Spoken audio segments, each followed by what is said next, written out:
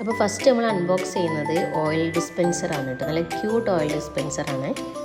രണ്ടാമത് നമ്മൾ അൺബോക്സ് ചെയ്യുന്ന ഒരു 4 സെറ്റിൻ്റെ പ്ലാന്റ്, പിന്നെ ഒരു 3 സെറ്റിൻ്റെ പ്ലാന്റ് ആണ്. നല്ല ക്യൂട്ട് പ്ലാന്റ്സ് ആണ്, നല്ല അടിപൊളിയായിട്ട് വരുന്ന സെറ്റാണ്.